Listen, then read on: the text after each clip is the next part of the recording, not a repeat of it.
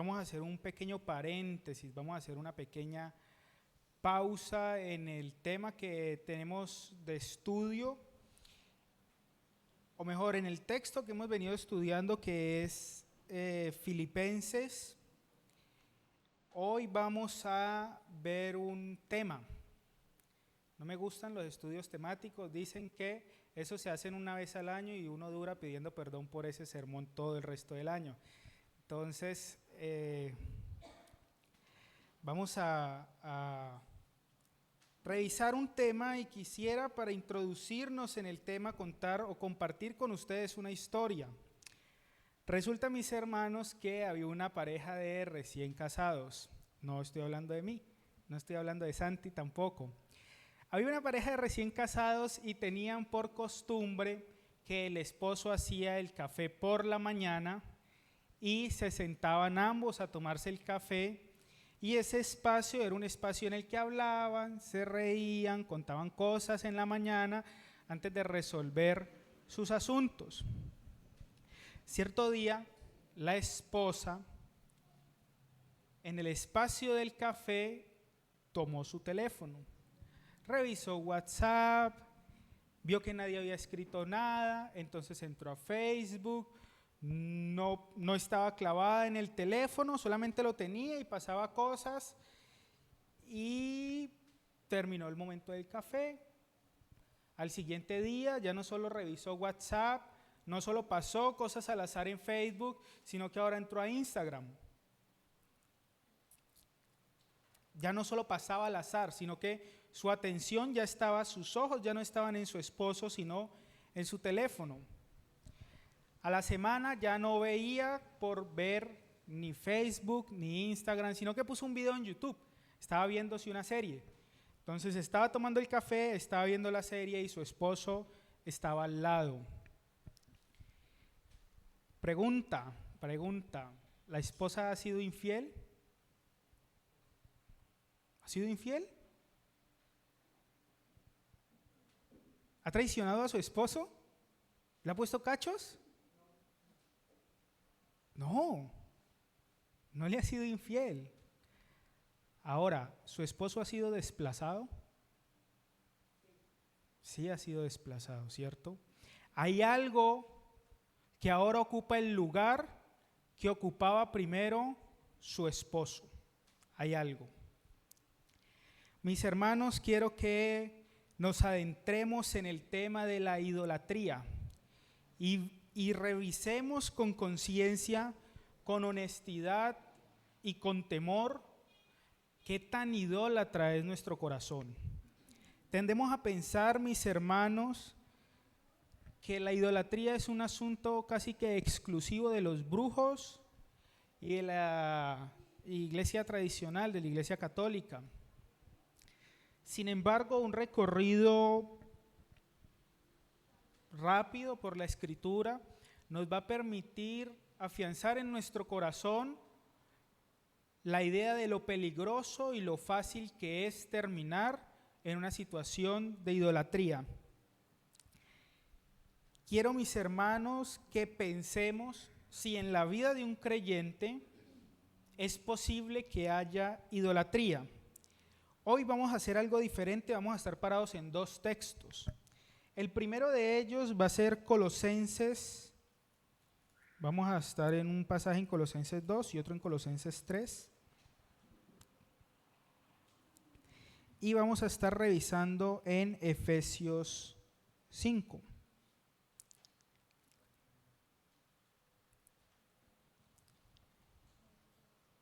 El otro texto principal realmente es Gálatas, cuando se está hablando de fruto de la carne.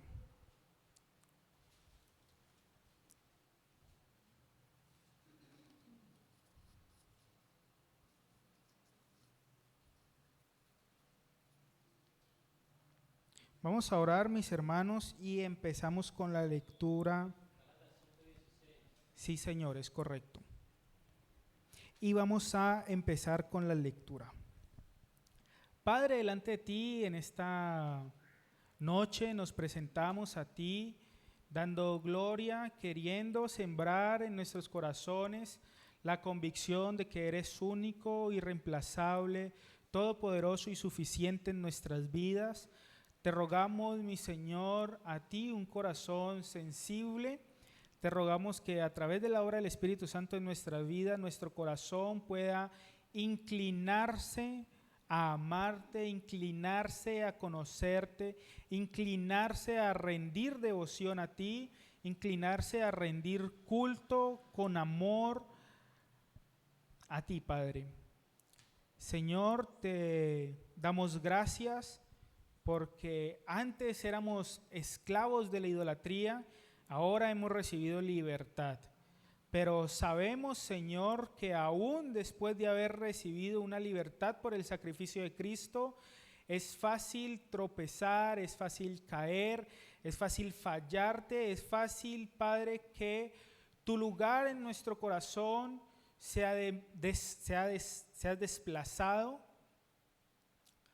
Es fácil, Padre, que muchas veces no tengas ni siquiera un lugar en nuestro corazón, que no sería lo esperado en un creyente, pero nuestra vida a veces no pareciera mostrar que tú eres una prioridad. Padre, ayúdanos como iglesia a identificar en qué aspectos podremos ser idólatras. Ayúdanos, Padre, a entender la forma en la que podemos salir de la idolatría y ayúdanos a entender el concepto real, el concepto bíblico de idolatría, Señor. Te rogamos ayuda, te rogamos dirección y con temor, Padre, te ruego que por amor a esta iglesia local, lo que sea presentado el día de hoy refleje solo tu pensamiento, Señor. Te damos gloria porque no se entiende como un hombre idólatra como yo, débil, y que lucha, como dice la Escritura, contra estas cosas diariamente, pueda transmitir, pueda enseñar tu mente y tus pensamientos, Padre. Te damos gloria, te pedimos dirección y ayuda, reconociendo que no hay virtud, que no hay mérito, no hay inteligencia, Señor, ni ciencia, y que es solamente la obra de tu Espíritu Santo la que nos enseña y nos instruye. En el nombre de Cristo Jesús oramos estas cosas. Amén.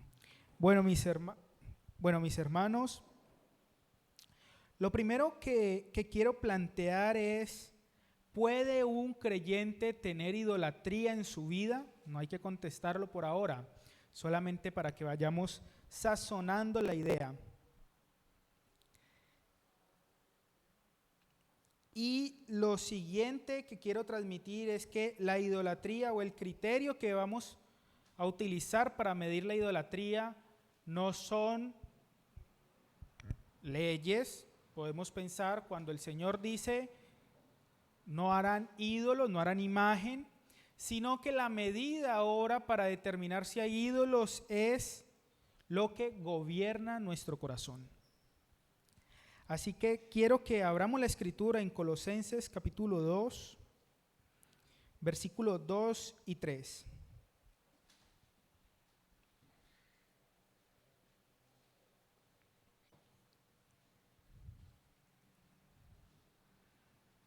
Vamos a leerlo desde el versículo 1.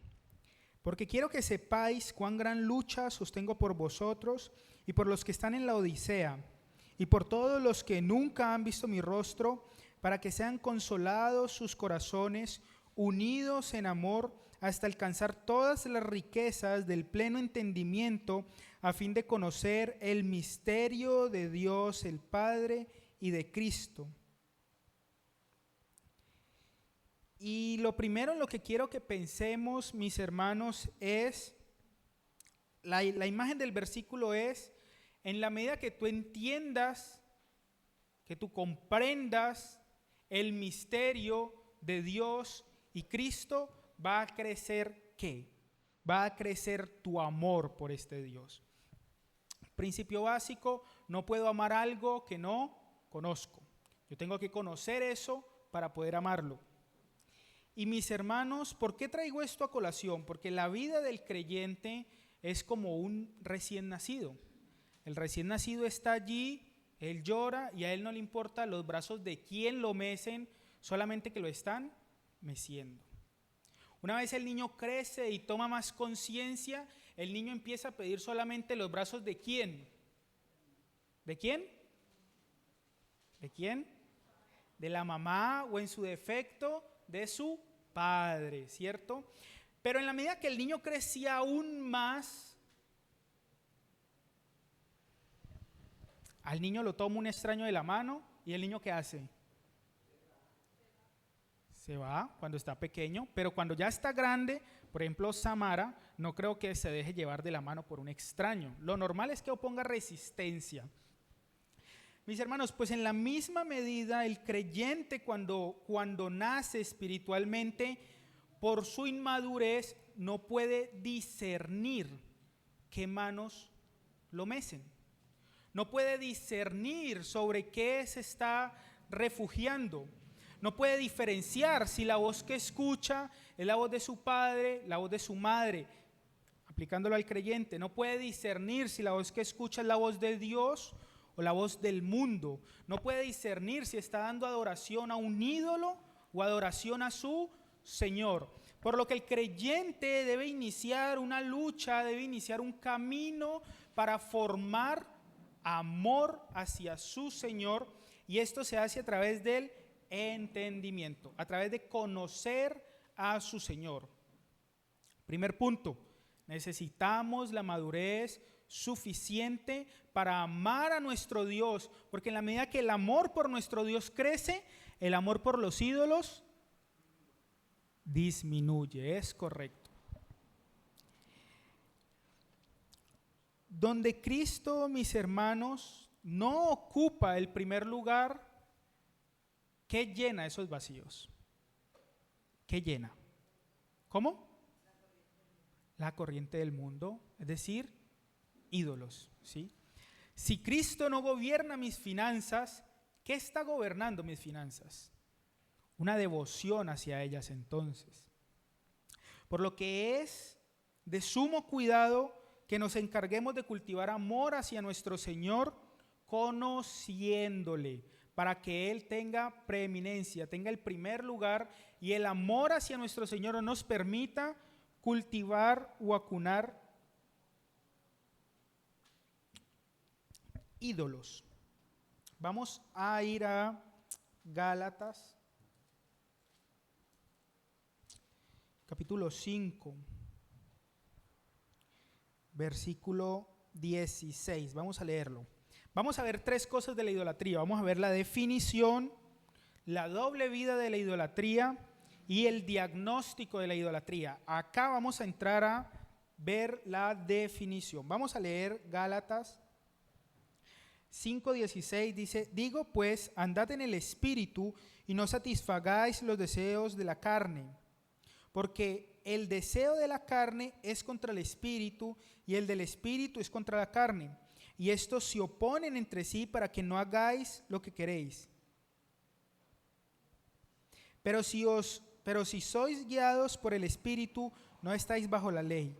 Y manifiestas son las obras de la carne, que son adulterio, fornicación, inmundicia, lascivia, idolatría, hechicería, enemistades, pleitos, celos, iras, contiendas, disensiones, herejías, envidias, homicidios, borracheras, orgías y cosas semejantes a estas, acerca de las cuales os amonesto, como ya os he dicho antes, que los que practican tales cosas no heredarán el reino de Dios. Dice la Escritura: digo pues, andad en el Espíritu y no satisfagáis los deseos de la carne. ¿Y cuáles son esos deseos de la carne? De los que habla el versículo 19. ¿Cuáles son? ¿Cuál es el primero de ellos? ¿Cuál es? El adulterio. ¿Puede un creyente caer en adulterio? ¿Puede?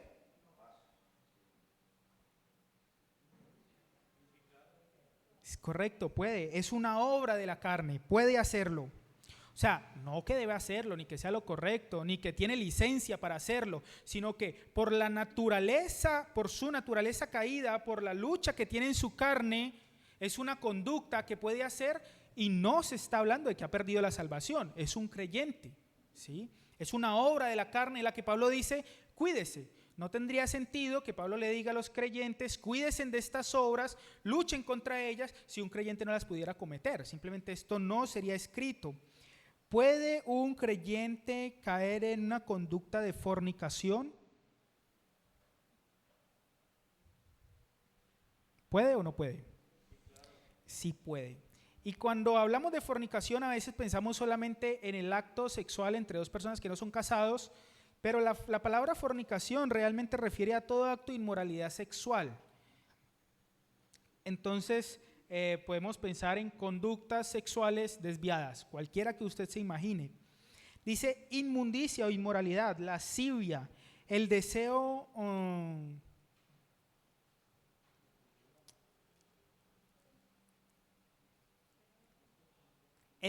sexual impuro, es la lascivia. ¿Puede un creyente tener este tipo de pensamientos? ¿Puede o no puede? No me responda, pero ¿usted los tiene o no los tiene? Sencillo. Versículo 20, ¿cuál es la primera que se menciona? La idolatría. ¿Puede un creyente ser idólatra? Sí, ¿cierto? La siguiente, ¿cuál es? Hechicería. ¿Puede un creyente practicar hechicería? ¿No? ¿Sí? Bueno, resulta, mis hermanos, dice la Escritura que la hechicería es una obra de la carne, por lo que el creyente debe cuidarse de practicar la obra de la carne, por lo que el creyente podría practicar idolatría, ¿sí? No tiene sentido que haya un montón de conductas, un creyente puede matar, un creyente se puede emborrachar, un creyente puede participar de una orgía, pero no tiene sentido que esta de la hechicería simplemente diga, no, esta no. ¿Por qué? Porque no, porque esta no. No funciona de esa forma. Conozco el testimonio de una hermana creyente de 20 años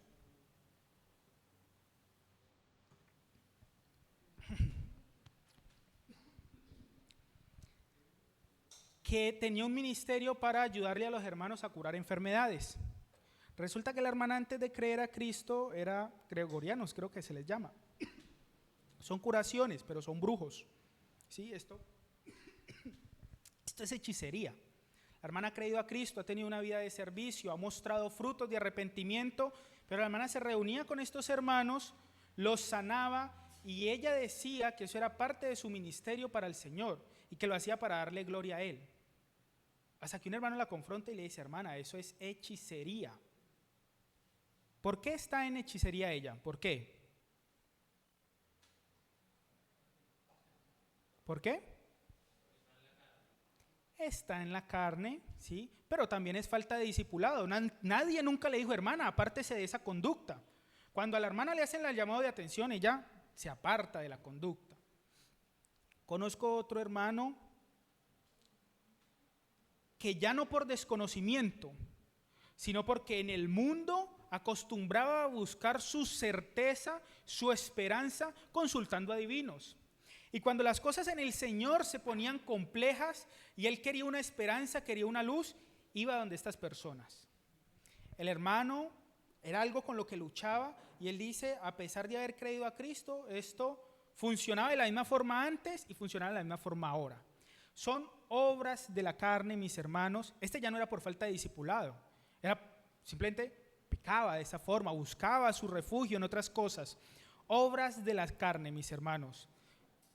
Todo creyente puede verse inmiscuido, puede verse en una situación de estas por las cuales nosotros debemos cuidar la forma en la que andamos.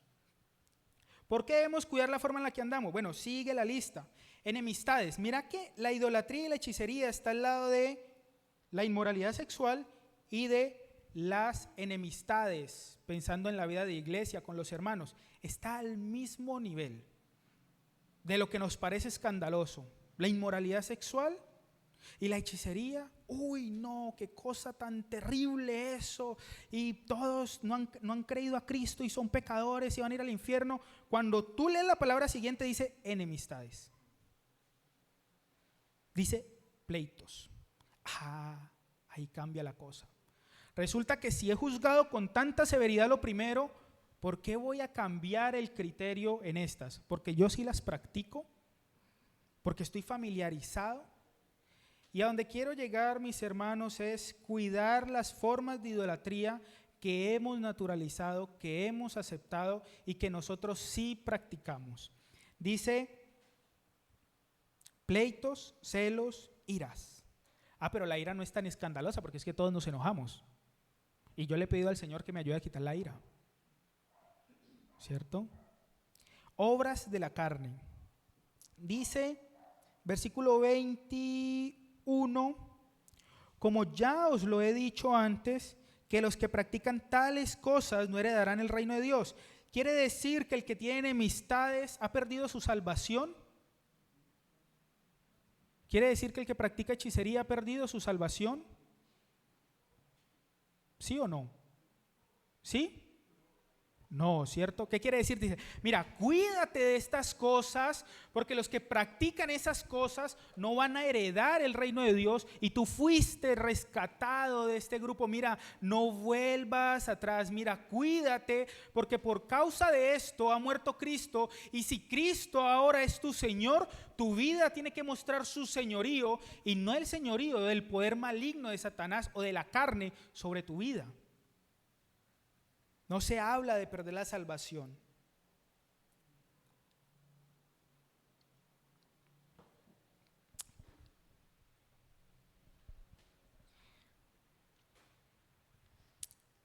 Y lo que quiero decir con esto es que la definición de la idolatría que tenemos es muy pobre. La palabra idolatría es una unión de dos palabras, idol, que es ver, latría, que es el culto. Y creemos que la idolatría es rendir adoración a imágenes, y realmente es rendir adoración a lo que se ve. Es diferente, porque ahí ya me abre mucho el panorama. Y vamos a ver unos ejemplos más adelante de esto.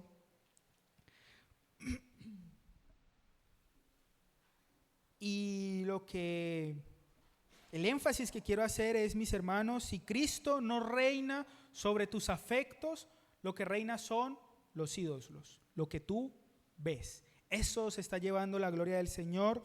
Lo segundo que quiero presentar en esta noche es la doble vida de la idolatría. Porque tú puedes ser un creyente de mucho tiempo, un creyente que sirve, un creyente que se congrega fielmente, pero paralelo a eso llevas una vida desordenada, en alcohol, por ejemplo, en inmoralidad sexual, en avaricia. Y estos son pecados que no son manifiestos. Vamos a ver una consecuencia de la idolatría, que es la doble vida de la idolatría. Y quiero que revisemos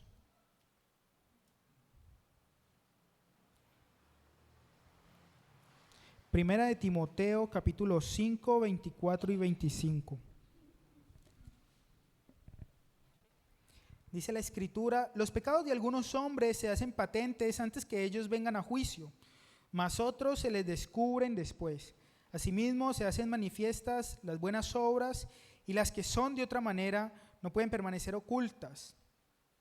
Hay pecados, mis hermanos, que se conocen por su consecuencia.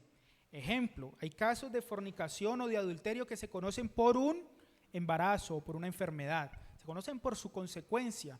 Pero hay pecados que permanecen ocultos, que no van a ser revelados sino hasta el día en el que el Señor lo juzgue, lo revele. Esa doble vida que se vive realmente es una muestra del doble señorío que hay en tu vida. Tu Señor, tu Dios que recibe tu adoración, y otro, tu Dios, tu Señor que recibe tu adoración, pero ahora cuando nadie lo ve. La Escritura, mis hermanos, dice que nosotros, nuestra vida debe ser un sacrificio vivo, permanente a nuestro Señor. de tal forma que todo lo que hacemos o da gloria a nuestro Señor o no se la da o se la da a otro. ¿Sí?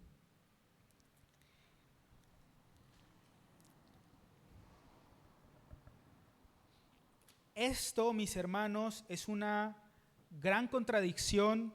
Dice la Escritura en 2 Corintios 6:16, vosotros sois templo del Dios viviente.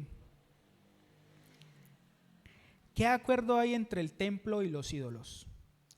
Hoy, mis hermanos, si hemos sido creyentes, si hemos sido redimidos, hemos sido sellados con el Espíritu Santo y hemos sido hechos templo de Dios. Es decir, Dios habita en nosotros.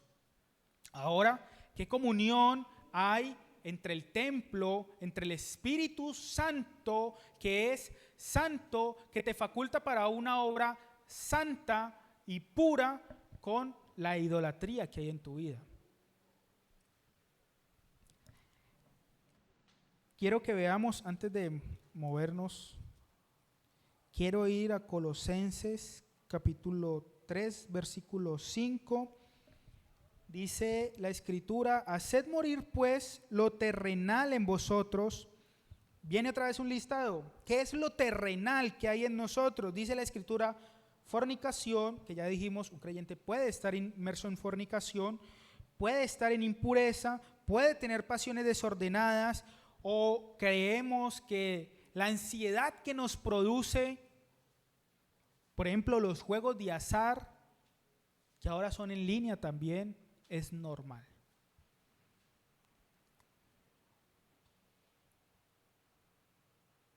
O creemos que es natural, por ejemplo, no poner un alto en lo que consumimos en general. No pongo un alto en lo que veo, no pongo un alto en lo que como, no pongo un alto en lo que escucho. ¿Creemos que eso es normal? Mira, un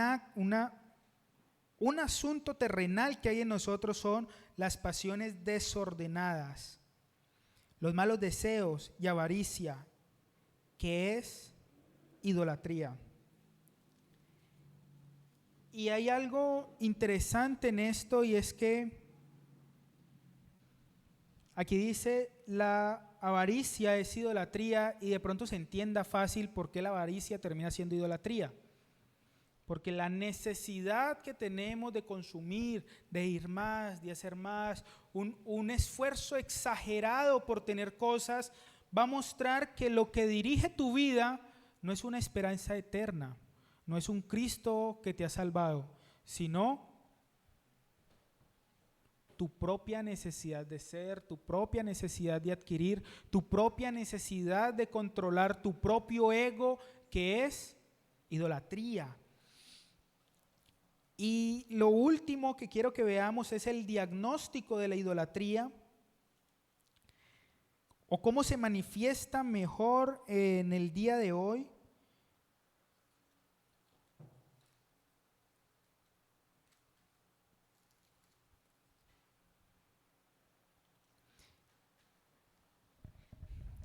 Efesios 5:5 dice, porque sabéis esto, que ningún fornicario, o inmundo, o avaro, que es idolatría, tiene herencia en el reino de Cristo y de Dios.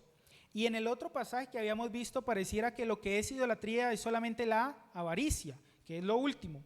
Sin embargo, este texto nos da un poco más de luz y dice, porque sabéis esto, que ningún fornicario, o quiere decir cualquiera de estas, o inmundo, o avaro, es decir, hay tres opciones. Cualquiera de esas tres opciones da lo mismo. ¿Por qué da lo mismo? Dice el texto, es idolatría. ¿Por qué? Como habíamos dicho, la idolatría no es rendir culto a imágenes necesariamente, sino darle culto a lo que veo. Si yo, que aquí va el diagnóstico, voy a presentar unos ejemplos de idolatría.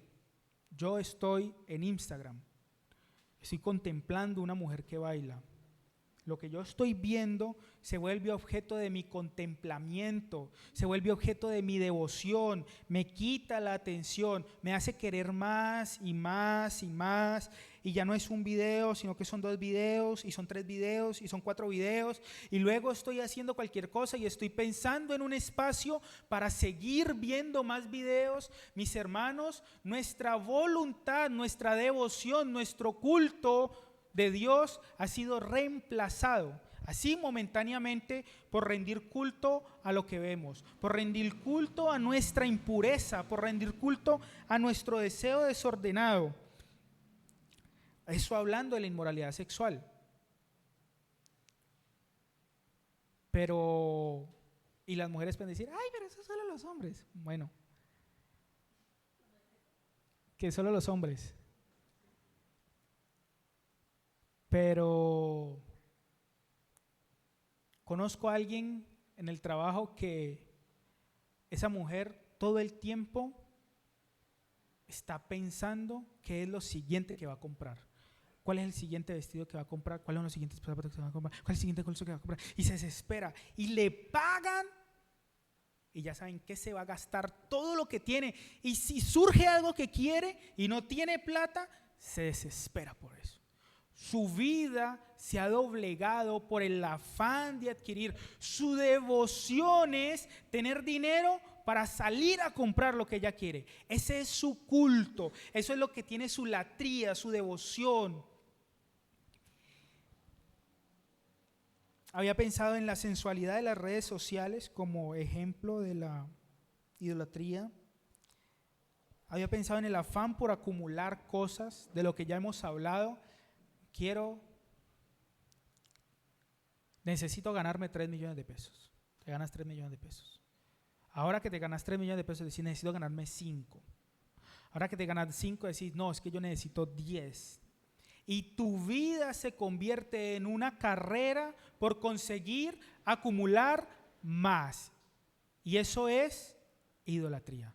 El trono que hay en tu corazón hace mucho rato que no lo ocupa el Señor.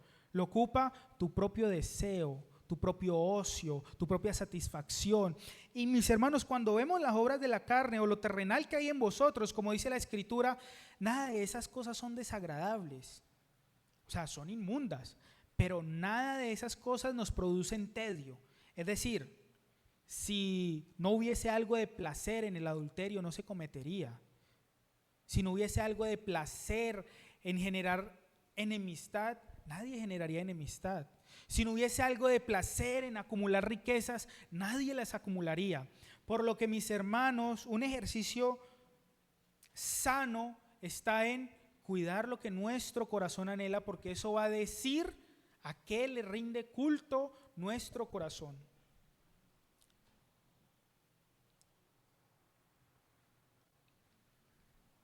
Otro ejemplo de idolatría pueden ser los hijos. Los hijos son muy bonitos, son objeto de amor, pero hay un problema. Por no conocer la Escritura, por no conocer la mente de Dios, los hijos ahora empiezan a ocupar el lugar de tu esposa. Está mal. Pero el tiempo avanza y ya no ocupa el lugar de tu esposa, ocupa el lugar de tu Señor. Y ya no importa si tu Señor o la forma en la que tu Señor dice que deberían criar tus hijos, importa el capricho que tiene tu hijo, importa el deseo que tiene tu hijo por tener las cosas ya, por no querer someterse, por no ser reprendido. Y mira que ya lo que gobierna tu vida no es la palabra de Dios ni el Señor, sino lo que tu hijo quiere hacer. Bueno, date cuenta, tu hijo ha tomado el lugar de Dios en tu vida. ¿Quién más aparte de Dios puede decirte cómo dirigir su vida o cómo dirigir tu crianza?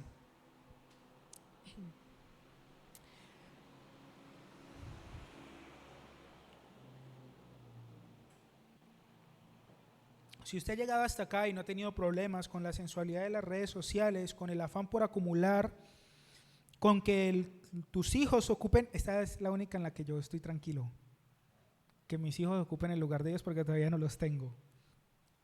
Sin embargo, mis hermanos, otro asunto en el que Dios puede estar cayendo del trono de nuestro corazón, permítame la expresión, es la pereza. el descanso, que está bien. Bueno, pero cuando el descanso te lleva a ser irresponsable, ¿qué está tomando el control en tu vida?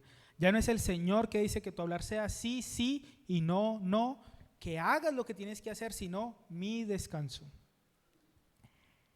El ocio. El Señor te manda a esforzarte, te manda a escudriñar la Escritura, pero ¿cuánto tiempo invertimos? Bueno, eso es una reflexión que vamos a tener más adelante. Pero yo prefiero quedarme en la consola jugando, yo prefiero quedarme en el teléfono viendo la película, yo prefiero quedarme en la cama viendo Netflix, que no está mal en sí. ¿Qué es lo que está mal? ¿Cuál es el punto de todo esto? Que gobierna la toma de tus decisiones, que hay en el trono de tu corazón.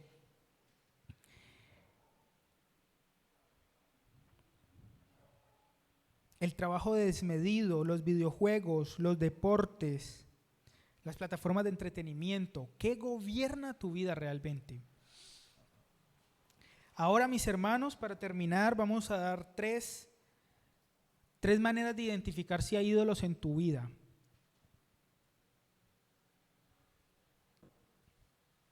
Cuando yo hice el examen quería sentarme a llorar de la vergüenza.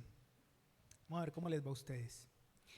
Primer punto que vamos a evaluar: ¿dónde gasto más horas en mi día? ¿Qué es lo que más tiempo me quita en el día? ¿O qué, no solo que me quita tiempo, ¿a qué le dedico tiempo con gusto en mi día? Una vez un hermano, en esta difícil tarea de enseñarle a los hijos a cultivar un corazón que ama al Señor, se levanta un festivo, hace su devocional, desayuna y ve que su hijo a las mediodía, cuando van a almorzar, no ha hecho su devocional. Le pregunta: ¿por qué no hiciste el devocional? El niño le responde: porque me fui a jugar con mis primos que estaban de visita. ¿Qué debiste hacer? Y el niño responde: debía hacer mi devocional primero. ¿Y eso en teoría es correcto o es incorrecto? Es correcto en teoría, pero hay un gran problema. El problema no es si el niño hace el devocional antes o después de irse a jugar. El problema es que el niño debe cultivar en su corazón un amor tal por su Señor que él prefiera ir a hacer su devocional antes de irse a jugar con sus primos. No es hago, cumplo y salgo. Es hago porque amo a mi Señor, hago porque mi Señor se merece la adoración, hago porque Él me ha rescatado, amo porque Él me ha redimido, no hago por cumplir. En última, si el niño hace el devocional antes o después de jugar con los primos, lo que toma el control de sus decisiones sigue siendo lo mismo. Hago rápido y cumplo y voy y juego. Su ocio toma el control. Pero si el padre logra la tarea de cultivar amor por su Señor, el niño va a decir: yo hago mi devocional porque quiero hacer mi devocional, porque amo a mi Señor, y luego hago lo que tenga que hacer. ¿Cómo pasamos el tiempo? ¿Qué nos absorbe? En últimas, lo más valioso que tiene el hombre es el tiempo. El tiempo. Segundo punto de diagnóstico: ¿dónde inviertes tu dinero? Toda nuestra vida, como ya habíamos dicho, es una ofrenda viva a Dios. Dios es Señor de todo, de nuestra vida. Incluso digamos, yo moriría por el Señor, como decía Pedro. Pero el Señor es Señor también de nuestras finanzas. ¿Sí? Hay una teoría económica que dice que cuando tú estás haciendo algo, esa cosa que tú estás haciendo ha costado el dejar de hacer otras cosas. Ya hemos puesto varios ejemplos. Si yo estoy aquí, quiere decir que no estoy en mi casa durmiendo o que no estoy con mi esposa en un parque. ¿Sí me van a entender la idea? Entonces, el dinero que has dejado de entregar a tu Señor está siendo entregado en otros lugares. No estoy diciendo que usted cobre el salario y lo ofrende. Estoy diciendo, evalúa la forma en la que gastas tu dinero. ¿Qué es eso que te exige dar más dinero del que tú quieres o del que entrega a tu Señor? ¿Y con qué propósito ocurre eso? Una de las formas más fáciles de identificar nuestros afectos es en qué estoy dispuesto a gastar la plata. conocí a alguien que le gustaba mucho el billar. Y él iba a empezar a jugar y llegaba aquí y él decía, no, necesito un taco con esta punta. Iba y compraba la punta que le valía $1.000.000. Yo, uy, zonas. No, pero es que estoy aprendiendo a jugar 3 bandas, necesito otra punta. Iba y compraba otra cosa de esas. Y yo decía, uy. Conocí otro señor que empezó a trabajar madera. Decía, no, necesito la máquina que me haga el corte aquí. Iba y compraba la máquina de $3.000.000. Yo decía, uff. No, pero es que yo quiero que el ángulo no sé qué. Iba y compraba, o sea, quiere eso tanto, sus afectos están ahí de una forma tan entrañable que no le importa entregar el tiempo que ha pasado obteniendo el dinero para ser feliz con esto. No sé si me explique, pero el dinero para nosotros representa tiempo. ¿Cuánto tiempo tú necesitas para generar esta cantidad de dinero? ¿Sí? ¿Me hago entender lo que quiero decir? Ahora tú estás cogiendo todo ese tiempo y lo estás poniendo acá, porque esto es lo que yo quiero, porque esto es lo que vale la pena, porque así me siento satisfecho. Y si me voy a gastar la plata, que me la gasté bien. Algo así está ocurriendo. Estás gastando bien el dinero de verdad. Eso es lo que te va a llenar. Ahí es donde hay plenitud. Ahí es donde estás buscando plenitud, satisfacción, seguridad, certeza, esperanza. Y lo último, mis hermanos, es la reacción ante la pérdida. ¿Qué es eso que nos devastaría si perdiéramos? Una vez estaba en un desfile de estos de Semana Santa y salía la gente cargando la imagen se cayó y se destruyó y la gente empezó a llorar a gritos porque su ídolo se había roto, se había despedazado. ¿Qué es eso que ocurre en nuestras vidas que si no lo tuviéramos, nuestra vida se acabaría, no tendría sentido? Decimos que Cristo da sentido a nuestra vida, pero en la práctica es así. Cuando Cristo no está en nuestro diario vivir, sino cada 8 días, ¿podríamos vivir sin Cristo? ¿Y qué sería la cosa con la que definitivamente no podríamos vivir? Bueno, hay un elemento que nos va a ayudar a identificar esto. Tengo un vecino, tiene un carro muy bonito, pero el Señor todos los días sale a lavar su carro, a echarle cera, a echarle gel, las llantas están impecables, es muy bonito el carro, pero ese carro se ha vuelto su objeto de devoción.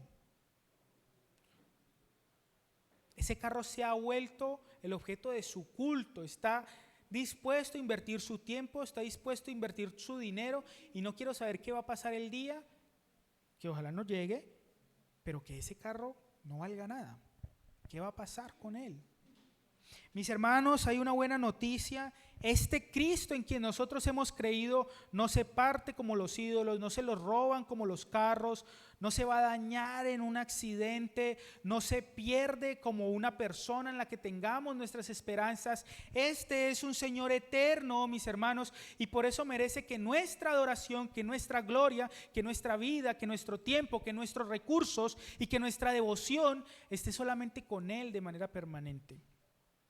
Que el Señor nos ayude a reflexionar en torno a quién está en el trono de nuestro corazón y que podamos identificarlo rápidamente. Dice la Escritura, haced morir lo terrenal que hay en vosotros. Quiere decir que eso terrenal está vivo. Quiere decir que eso terrenal mueve cosas en mí. Quiere decir que eso terrenal es preocupante. Haced morir. Y por último, mis hermanos, quería que pensáramos en la forma de enfrentar la idolatría. Dice la Escritura, huid de la idolatría. Hermano, si usted tiene problemas con el alcohol, usted sabe que no puede pasar por la licorera. Si tiene problemas con la música, sabe que no puede pasar por ahí. Sabe que hay personas a las que tiene que evitar. Sabe que hay lugares que tiene que evitar. Sabe que hay situaciones de las que tiene que salir. La Escritura no dice enfrenten la idolatría, dice huyan de la idolatría. Hijitos míos, dice Juan, guárdense de los ídolos. Padre, delante de ti en esta noche venimos agradecidos contigo, rogando entendimiento, rogando que tu palabra pueda ser atesorada. Rogamos, Padre, que nos permitas entender que la idolatría no es postrarnos ante imágenes, que será poco probable, ojalá. entre nosotros. Ruego, Padre, que nos permitas entender la idolatría como dar culto a cosas que vemos, dar tiempo, dar dinero y preocuparnos cuidando excesivamente cosas con mucho más celo que nuestra comunión contigo. Te rogamos nos permitas entender los indicadores de la idolatría, el problema que es tener una vida doble por la idolatría. Ayúdanos a considerar qué cosas no queremos perder. Ayúdanos a pensar en cómo se siente el fornicario cuando tiene que cortar la relación, en cómo se siente el borracho cuando tiene que dejar el alcohol, en cómo se siente, Padre, un ludópata que tiene que dejar de jugar, para que podamos identificar en nuestras vidas estas conductas idólatras y que sean tratadas con honestidad. Padre, ayúdanos a ver la necesidad que tenemos de pedir ayuda a nuestros hermanos, de adentrarnos en la Escritura para conocerte de tal forma que cultivemos amor por tu persona, para que el amor por los ídolos disminuya, Padre. Ayúdanos, Señor, a cultivar una mente consciente y que anda prevenida, que anda cerrando puertas de idolatría por todo lado. Padre, ayúdanos a entender que dependemos solamente de ti, Señor, que eres nuestro sustentador, que eres nuestro proveedor, que eres tú el Dios de nuestra salvación, que no hay esperanza, no hay plenitud, no hay satisfacción en esta vida, no hay propósito fuera de la persona de nuestro Salvador, de nuestro Cristo, y que nuestra vida debe ser dirigida como la de aquel que espera estar eternamente con su Señor. Padre, te rogamos estas cosas agradecidos en el nombre de Cristo Jesús. Amén.